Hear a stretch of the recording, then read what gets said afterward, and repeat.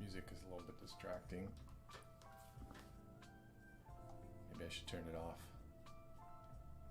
God. Turn off the music. Alright, this is episode 1 of game development in the basement.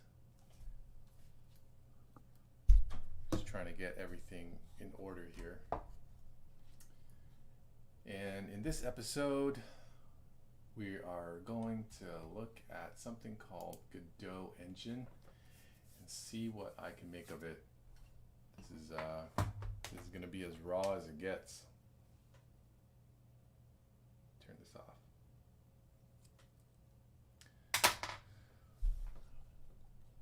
All right. So I've only dabbled in this and built a couple of prototypes and haven't gone too deep into building anything serious with this. So a little bit about my background is I'm a software engineer, been working in all sorts of industries, from the boring accounting type of software to back-end web software, front-end web development, and a little bit of game development as well. I had a indie game studio back about 6 years ago, roughly 6 years ago, and released the game that was published by another publisher that bought the game. It didn't do well in terms of monetary wise because there's a lot to go into actual game publishing, not just build it and release it. And that's pretty much the strategy. What we went towards was just trying to build it and get them hooked and hope for the best. Didn't turn out that way, so ended up going back into the regular software industry, but now I am going to be exploring Godot and seeing how far that goes. Probably spend about an hour tonight seeing. Oh man, my glasses, this is a tangent, but my glasses have these little nubs in them, the little nose pads. They'll be just digging right into the side of my nose, and because of the whole shutdown thing, haven't had a chance to get new ones, and they're filthy as heck. I'm just gonna clean this. Alright, so I'm gonna look at Godot Engine here. So previously I worked with something called Cocos 2D X. At the time it was Cocos 2D iPhone. It's a little library that allows you to build games from code wise. I mean, now that there's like an IDE around it called Cocos Creator, but at the time it was all code based. And what I dabbled in was Cocos 2D iPhone, which was the iPhone specific version, but the publisher wanted it for Android as well. So I had to convert all the Objective-C code that was in Cocos 2D iPhone into Cocos 2D X, which is a cross-platform C++ library. I'm gonna close myself on YouTube Studio, so distracting. Or no, maybe I need to keep that up and just put my video over top of it so I can see if anyone's on or if anyone happens to be messaging me with questions and I ignore them like last time. Bear with me, I'm trying to figure out this live streaming technique, the format of it. What was this? Now live on your channel. Look at that. YouTube also sends me. Let's see, what does it look like live? Oh geez. Oh my god.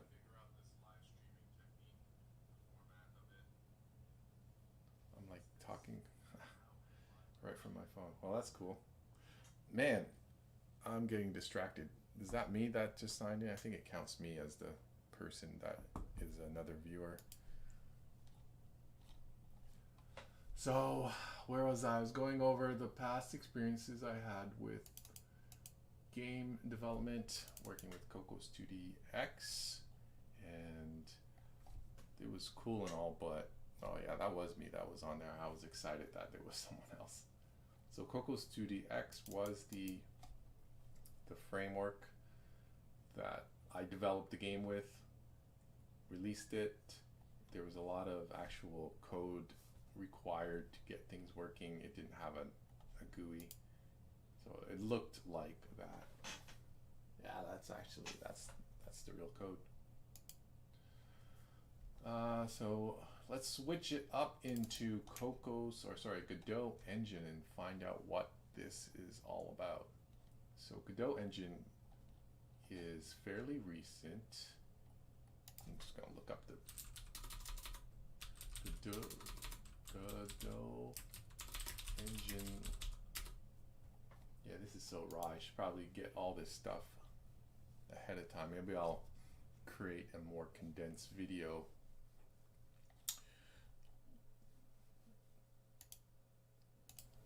Here we go. These are the different scenes I have. Look at that. Look at that. Big, small, none. Big, whoa. OBS. This is the software I'm using to stream myself. Anyway, let's see. It came out in 2014, so roughly the time that I was building my other game. This was out in January 2014. I forgot. I think we released ours in July? Don't remember. But now, 6 years later, it's starting to gain a little bit of traction. If you Google it around, it's one of the engines that is actually open source and free to use in all sorts of ways, so free licensing. Has its own built-in scripting language called GD Script, but you can also hook up into it with C++ and C#. Blah. That's cool, but that's not going to get us anywhere tonight. So let's just look at here. So 3.2. What I did is actually launched Godot Engine from Steam. So I didn't actually have to download it. I just installed it from Steam right there, and it keeps everything up to date. So the version that I have here is 3.2.1 stable official. Let's see here.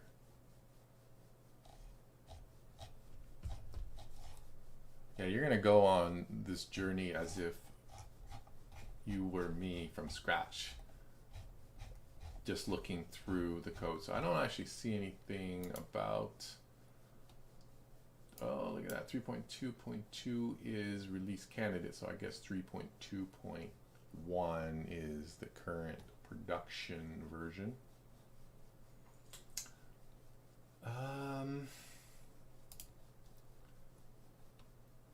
Let's take a look in there. So Godot Engine is obviously not the only engine out there for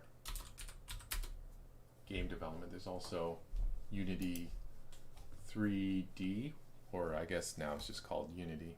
The camera's right there while I'm looking over here. Unity 3D is now just Unity, and it is a closed-sourced game engine. It has its own licensing agreement for most people. I think the free version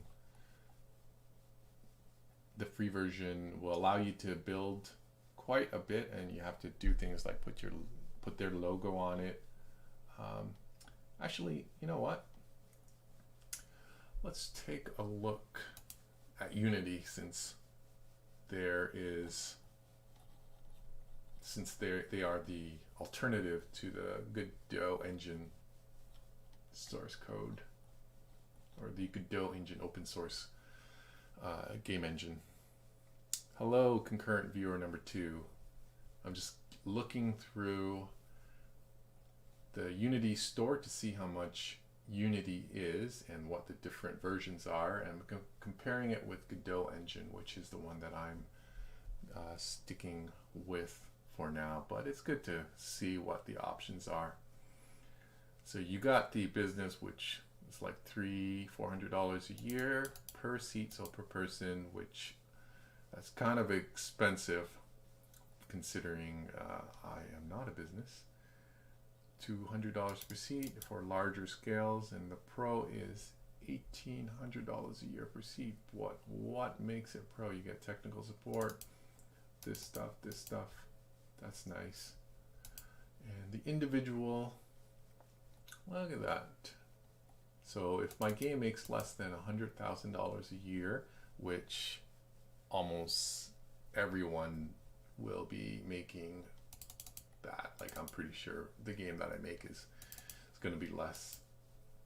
It'd be good to actually build it with this, and you would be able to release it if you think it's gonna make a lot of money, or you get a publishing deal, you can switch over to the other one. But just for learning around or playing around, this is good. So wow, you need to be a student to get the dark theme UI. So here's a matrix of all the stuff that you get from personal. So you don't get the dark theme. You pay extra for that, eh? Splash screens, customization. Yeah, that's not too bad. Unity teams. Okay. You probably want that if you're working with more than a couple of people. The high-end art asset pack, source code access. You need to, wonder what the plus means. Plus. Additional costs. So, why would you need source code though? You need source code if you want to really customize the engine. So C, C++. That makes sense if you are building something and the hooks into C# just isn't cutting it, and you need to put in some engine customizations. But look at that, you can't really do much of that. Operate cloud diagnostics, so all the analytics, this is definitely a must if you are working with a publisher. They'll want all this stuff, the analytics. Ooh, 50 gigabytes a month of raw data. Small time people, generally you're good with the personal, but if you're looking to actually sell it to a publisher, you'll definitely want one of these things. But for me, I am going to skip Unity and go for Godot because it is a fully open source software package for game development. You have access to the entire source code and you can change it. It has a community around it. It's who's messaging me? Distracted by messaging. What is all this nasty business going on? Okay, yeah, so Godot Engine, it's open source. It has support for C# on the iOS platform, some other stuff. So the cool thing about it is that it is part of a community. I actually am a patron of this, so I what do you call it? I support them on Patreon, and I suggest you to do it as well if you plan to use it for anything professionally. If you can't afford it, obviously don't, but it's good to support the community. So yeah, they got their IRC channel. I wonder if I should join that now. Maybe not, but yeah, they're active in a bunch of places. Oh, and a YouTube channel. Shout out to YouTube. So you can just download it here, and the interesting thing about this is that you got Linux, Mac OS, and Windows. And I am on Windows. Already downloaded as I mentioned.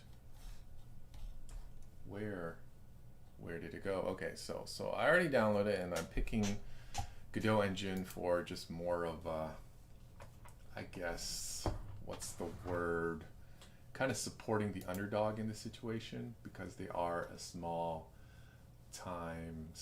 like much smaller than Unity. So anyway, I did create a little prototype from a few months ago, which I haven't really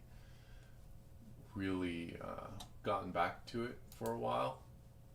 And what it is a top-down shooter or top-down little tank engine game. These assets here are free assets off the internet that I just downloaded just because I didn't really want to spend too much time drawing. Let's see here. So it's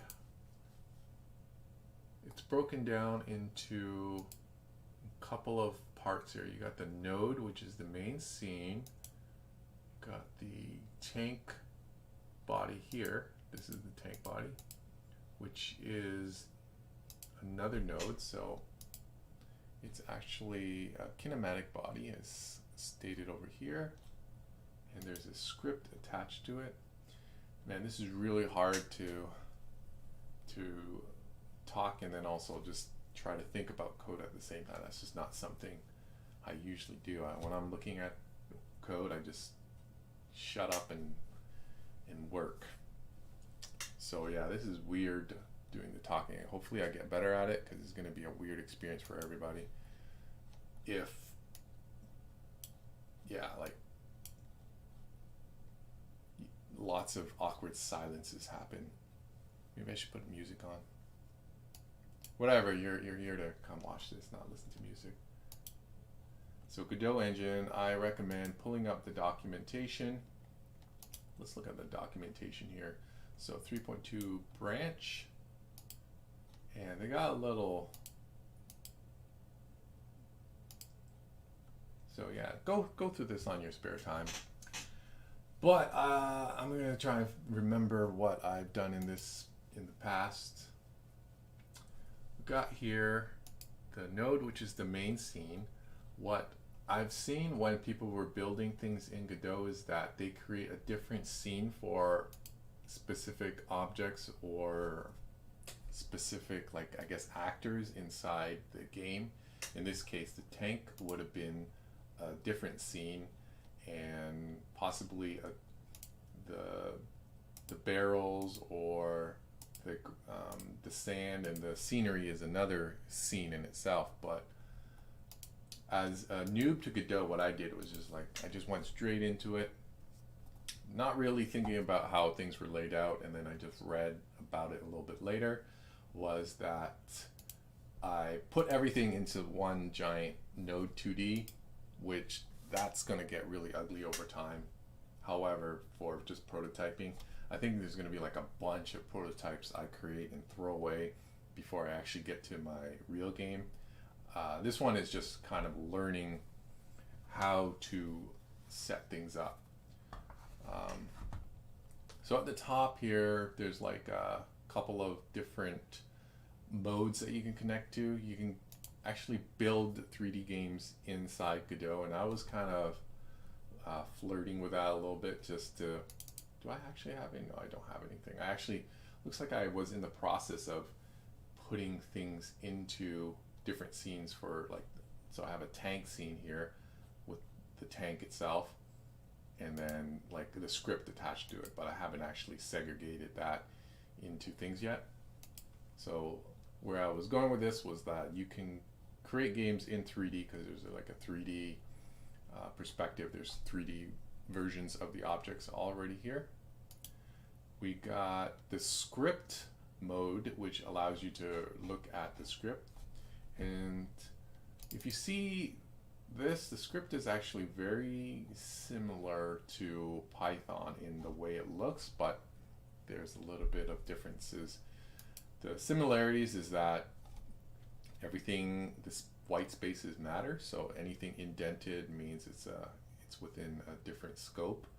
So for example, the if statement here, everything indented is within that if scope here inside that case. And everything inside the function as well is the same, where if I did this, it's not going to work, and it kind of cries about that. Oh, probably you'll notice that Godot has a built-in editor in here. You could edit this outside in another edit, like a text editor, but what this provides you is the complete programming, so the integrated development environment. So an IDE has everything that you could possibly do in Godot Engine right there. Which is another interesting thing, is the Godot Engine is actually, the Godot Engine is like the game itself is this, and they built the whole editor around the game engine. So you're actually manipulating the game engine here. And the interesting thing about that is that any changes you make will happen on the fly inside the actual game. Okay, I'm kind of rambling, but whatever. Let's break this down. You got the main scene here, which consists of the top level node. I've got the tank body here, and I have the inspector, which gives me the properties of the node. So the tank body has a speed of 200, has a turn radius of 2, has a gun turn of 5. So that is actually dictated to here, which is the script. So Godot script, as we were looking out. I do things like export var speed, turn speed, gun turn speed, and if I let me just create another one, lens stuff. If I do that, and I go here and I go to the inspector, double click on, or go click on that guy. Look at that. So that's interesting. You can directly manipulate variables inside the script with the inspector. And then there's some other things that you can do with it that are properties of that kinematic body, which is you can set up collision. There's all sorts of things you do. I don't even, can't begin to notice that, know what all that does. This is the collision, so you have physics in it and just a whole bunch of other stuff. Z index is what gets drawn from top to back. So these are different properties on it. One thing about the Godot, one thing about the Node 2D is that it requires a kinematic body, like the body 2D. Let me see what type this is. Still, I'm learning along here too, so yeah. Hopefully I figure out what the interface does. You got the collision shape, and this here dictates how physics will interact with it. And then obviously these are sprites that I map on top of this object. So I have the actual tank and then the barrel mapped onto there. And I think that's the rotation point, so that even though the rectangle is here, it'll rotate about this little axis here. Hopefully it's visible. And finally, just the rest of the scenery, just for shots and giggles. And there's a visibility layer here with this little eyeball there. That's interesting. Some tools here at the top. I've been making by everyone, all one person, which is me. Wait long enough. Got my Xbox 360, Xbox One controller here. And I'm just going to hit play. And there it runs actually the game over here. If I move it, neat. So I can move the tank turret independently. Can I shoot yet? No, I thought I had shooting working, but or maybe I do. No. Maybe I'll figure that out. So the tank can move around, can spin its turrets, Very simple. I think this took me like maybe an hour or so to build this. More of the time was actually spent figuring out Godot Engine. I recommend just getting the docs and reading it. I'm still pretty new to this engine, just trying to see what I can build with it. Look at that. Yeah, obviously there's a little bit more to a game than just a rectangle with another rectangle spinning around, but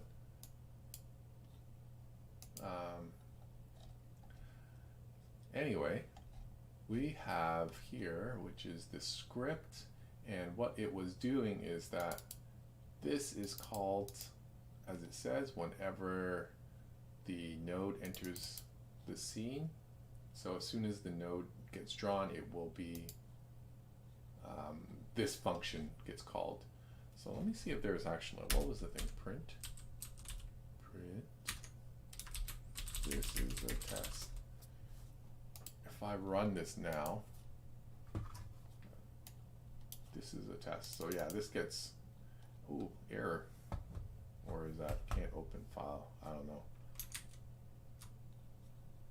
That gets printed right there just because it's the very first thing that happens in the scene. Okay, so it's very Python-like. So the ready command is sort of like the initializer for it. I wonder if there's actually classes inside Godot, like object-oriented, or maybe this is considered an object and these functions are the methods of it. The next step is this function, which is called the process, and this actually, as it says, gets called every time a frame is run. So it passes in a delta, which shows the elapsed time of which the last frame was drawn, which is interesting. Every frame, so every frame this gets called. What I did here looks like I created a vector. So a vector in math is like x, y coordinates. Vector 2, x, y. There's probably a vector 3, which is x, y, z, x, y, z. And a velocity is what I called it here. So this is the rotation. What I do is I take the radians 2 degrees, and because what's happening is everything is stored in radians, which is the number of circle. Get into the math stuff later on, but the radians, it's stored in radians, so I changed that into degrees so I can do easier math on it. And then the gun turret, the $sign is actually not a PHP type $sign. It's a way to reference another, I guess, an object or a node within the script without having to use like specific function. There's like a function to actually get that specific node 2D, and this is the short form for it, the $sign. I guess it's like a very jQuery-ish type of operator, and then I get the rotation of that as well. And looks like this is a built-in function from, oh, what did I do? This is a built-in, I don't know what I did. Anyway, this is a built-in function that Godot gives you in order to get the axis of the joystick. So I can get the input from the joystick, and it's getting the joystick 0, which is here. And I'm just checking to see if it's greater than a certain tolerance, which 0.7, I guess it goes from 0 to 1, I believe. I could print that out to figure it out. But anyways, after a certain amount of movement along the axis 0, then I change the turns. The rotation is changed by the turning speed. And if I do the opposite, if it's gone to the negative tolerance, then the rotation goes on the negative turn speed. Um, there's also the same thing that happens with joy axis X and joy Y, and there's that's this axis over here is makes it go. So velocity 1 is forward, velocity 2 is reverse. And then joy axis 2 is just left and right for the gun turrets. And I take that and then I just set the rotation from the degrees back into radians, because it's easier to operate in degrees. Because 360, everyone knows about 360 degrees, but how many radians are in a circle? Actually, that's a good question. How many radians are in a circle? 3.1. I don't know. That's not the point. So anyways, over here what I am doing is then I take the vector and I get the translation. So I'm translating from the sine function of the rotation in radians and the cosine. So x, y, and then it rotates based on the rotation of the tank. I translate it by that amount. So the x is the sine and the y is the cosine of that amount.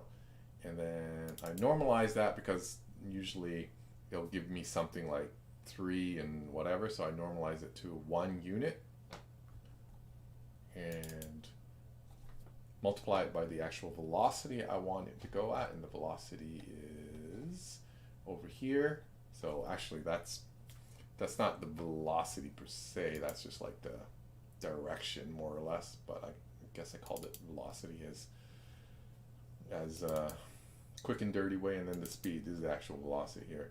So then this vector gets pumped into this function which tells it to move and slide. So this is the function that Godot takes in order to actually move the tank around. So that's interesting.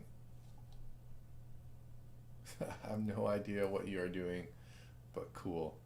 What I'm doing is programming a game inside Godot. So I guess people who have joined in a little bit later, by people I mean that one person, is that we're exploring game development in Godot, because that is my passion. Let's take a look at what we got in our super simple prototype just to play around with Godot. So I've got my tank here, and as the code states, turn X by a certain tolerance, and it rotates one way on this. I don't know if you can actually see that. And then the other way is to turn the turret, so back and forth. So this happens at every single frame, which I don't know how I feel about this way of doing it. What I would have preferred would have been, instead of having this logic happen every single frame, would have been an event-driven system where the input class triggers either a lambda or some other callback method, and that actually has the code in it. Because I guess there's two ways about that. Like, this is an event loop that you can intuitively see what's going on in the code in one spot, whereas if I've had lambdas happening tied onto some input event driven system, it might be harder to organize. So yeah, it's just getting deep in the weeds when we haven't actually done anything but make a tank go around. Okay, the rest I'm not sure how far I'll get. I'm just kind of going over my old code, trying to figure out what was going on and just learning, since I haven't done this in, I don't know how long this code was. It was probably at the beginning of the pandemic, so almost like 3 months. 3 months.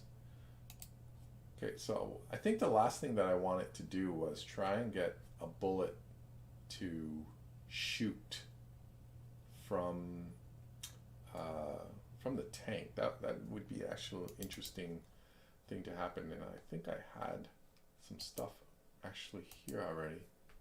So there's already code that I've written, and I was in the process of moving the tank engine code into this code here.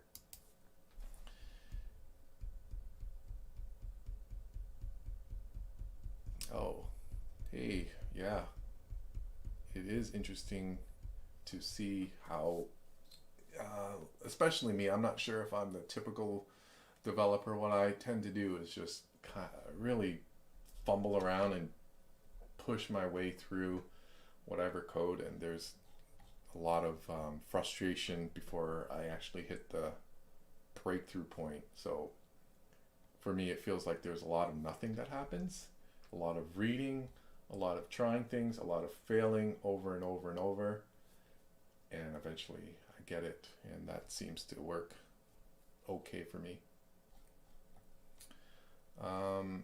Where was I? Okay, what I want to do is actually try and get this bullet to come out of the gun. So I'm gonna have to look up all this stuff again, because it's not like it's not as if I remember this stuff. So input, I know from looking at my code, is the thing that deals with the joystick. So let's do it here. If input dot, let's see what methods are available to me. Input dot action press. Oh, that was another interesting thing. Action release. I think this is new, because I remember when I was building this and I actually got it to work, was that I pushed the button and the bullets just kept on coming out, and I couldn't, what I wanted to do was like only push the button, like react on that button push one time. So yeah, actually, is there such a thing? So button pressed is when it's actually being pressed, but is there something like button pressed once? Or maybe I have to put like state flags in there. That would be annoying. Action press. Whoa, what's all this stuff? Action press UI accept, UI canceled. So it has some auto complete there. You know what? You know what the best place is? Because I'm not the first person to have ever come across this, is Google and Stack Overflow. So this is where I find that. So if I wanted to say Godot Engine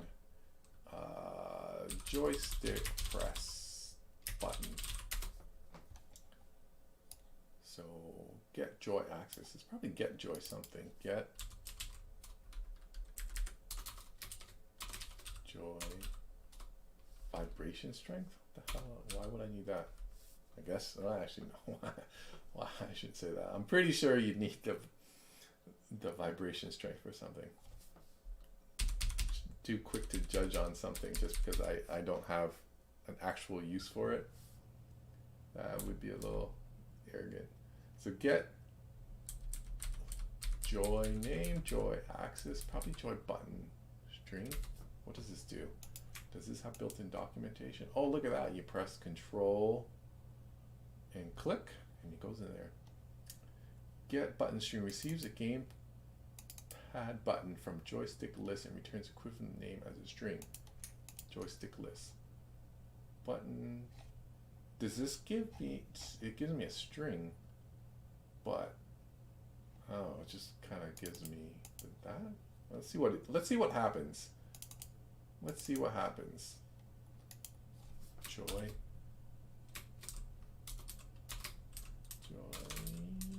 button 0. Instead of that, let's just put it into a string of something var, or maybe just, can I just print it directly?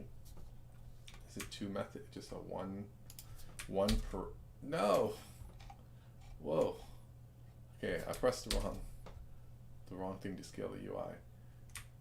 Am I missing another one? Get joy button string. Oh wait, it wants index.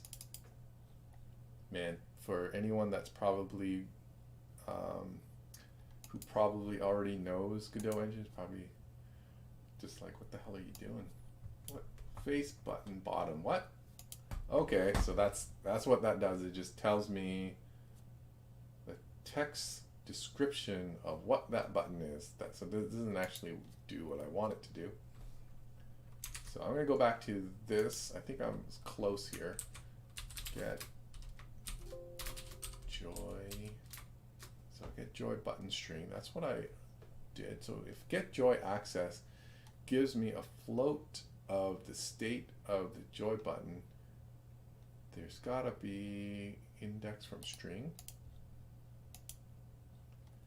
Get joy button string. I put in an index, gives me a string, returns the index of a provided. So this is the inverse of the other thing. I give it a string and it gives me the number. Okay, come on. Where are you? Where are you, function? Get action strength. Returns between whatever. Oh, so I got triggers. Triggers from there. Accelerometer, joy mapping, action press. Is that the one? We'll simulate the previous. Alright, I'm gonna go back to here. There's like a tutorial. Is there a way to set joystick press in input map? Funny thing is I had this done before. So is key pressed? Is mouse pressed? I wonder if like, oh boy, I'm gonna sneeze. Oh boy. Is, duh, look at that. It's joy button press. Okay. Is joy button press. So simple. So simple. You just gotta read the docs. Is joy button press right there. So that's the one thing you gotta do in development, is just kind of go through every single function and see which one is the one that applies to you, or go into Stack Overflow, because you're not the first person that's had this problem. Returns true, so joystick list. Yeah, look at all that. So I assume this is joystick 0, and then the button is joy button. Let's see what joy button do. Joy button 0. This is going to, you know, since we already know that, I'm just going to do if. So it's not, I'm pretty sure it will flood the console with messages if I don't do this. Print pressed. And then what was that function? That input dot get, what do you call, oh yeah, parameters. How do they work? How do they work? All right, get joy button string, and then I'm gonna put joy button 0. See what? I'm gonna print this out in a separate line when I could have just, actually, what is string concatenation in this language? Look at this. Isn't that crazy? Someone like decided to invent a language for this, even though I've done crazy things and I've invented languages for my games. Instead of actually going off and making a game, I spent all that time building it, like building a language. Where's my controller at? All right, let's see what happens. Face. Okay, this is face button bottom. The A button here. Oh, let me see if I can clear the console here. Bring this up. And let's see. Yeah, so as you see, as long as if it's I push it, it just floods it with messages. So as long as that state is pressed, like it's down, then that happens. Is there, I think I might have to keep track of state if I just want to like press once and not care about all the different times I pressed. That's kind of boring. Let's do that. So this is a local variable. Do I need to keep track of that inside of I guess a global one? Var, oh, this is ugly, X, or bottom button pressed equals false. Oof. I don't like this, keeping track of all these flags for those things, because it's so easy to lose track of them. So if it's pressed, then I want to say bottom button pressed equals true. That way, let me see, does this want and? Bottom button pressed equals false. So if you haven't pressed the bottom button, sets the flag, and then it says press. Oh yeah, we need to see what happens. Bam.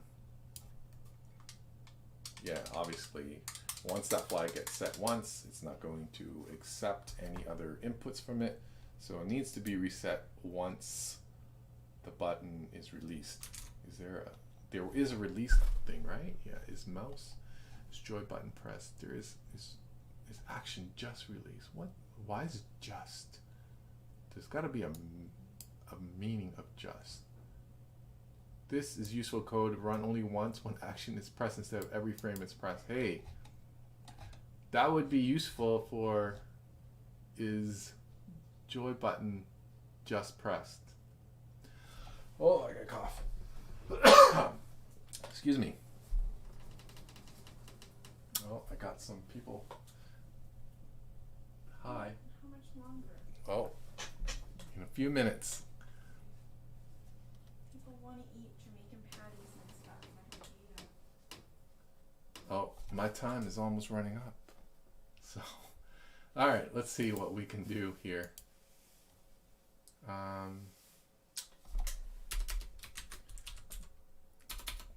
Actually, is joy button? The cool thing about live casting is that anything could happen. And oh shoot, it's already 11 o'clock over here, so I might have to cut it. But I want to try and get this working first. Is action just press? Why is there not is joy button just press? Let me see if I'm not the only one. Is joy button just press Godot Engine? So it looks like 2017 someone, it might be state flags that I do. Button, ugh, really? I guess so.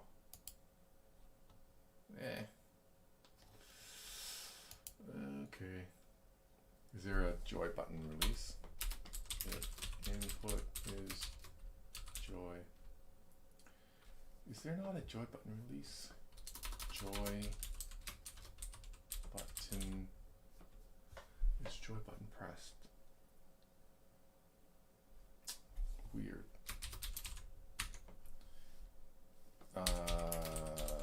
So I can only check if a joy button is pressed but not released. That doesn't seem right. Does that seem right? That doesn't seem right. Do I just do not?